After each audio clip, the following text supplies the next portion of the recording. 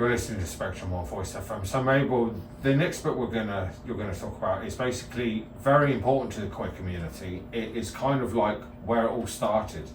I think for trans people especially, this is where it all starts for us. And this isn't about the Pride movement this time. This is about a very dark period of really history in general, really, but this is a trans part of it. So what we're talking about in this segment is the Institute for Sexology in Berlin. Mm-hmm. So this was founded and constructed in 1919 by a doctor called Magnus Hirschfield, and it offered a lot of different services for this institute. It was the first of its time to look into the sexual sciences there, about biology, about hormones, about identity, about the act itself, let's say. So there was a lot that was going on, and it offered services like gynecology examinations, contraceptives, education, and very large lecture halls. But what's important to talk about from us is that in 1923, Magnus Hirschfield coined the term transsexual, which comes before the word transgender. Yes. So this is really where it all began for our research there. Well, not our research, we always existed, but where we were being found out about there, where treatment was being looked at. A colleague of Magnus Hirschfield called Harry Benjamin, who went to the United States, they set up the guidelines of care for trans people in the USA.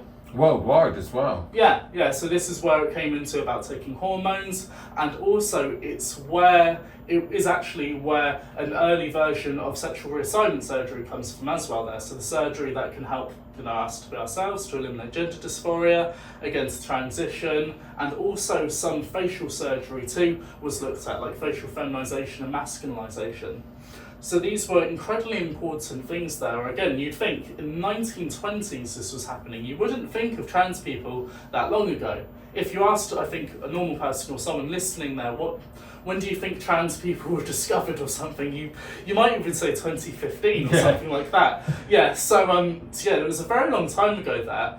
And it's quite important to talk about because these were very early on trans people who would struggle to be respective. There'd be all these before treatments there. If you went to your doctor saying you wanted to be a woman or something, electroshock therapy, bits of your brain removed and stuff. But this is a very empathetic man who tailor-made the treatment for us that we still use to this day.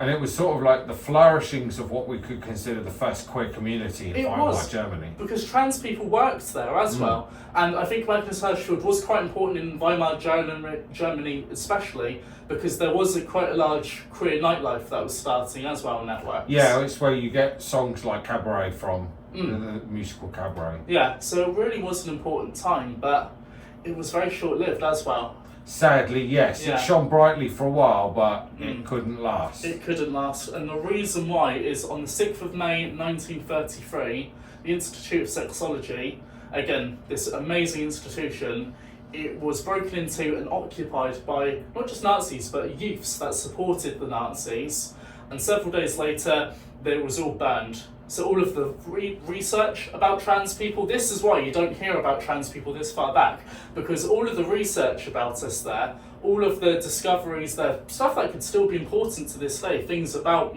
treating sexually transmitted diseases and stuff. It wasn't just that, it was a wealth of cultural knowledge that right. spanned the millennia of trans existence in one form or another, going back centuries.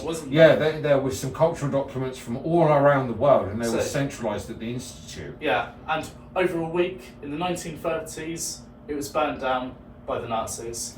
And it's something to worry about to this day too. Whenever I hear about queer books being banned in the USA, I'm like, are they going to start burning them? Like, what's this coming to? We've got the internet now, so it's easier to archive things, but we've just got to think about, again, where are we heading? Are we heading somewhere similar as we did in the 1930s? Is this all going to happen again?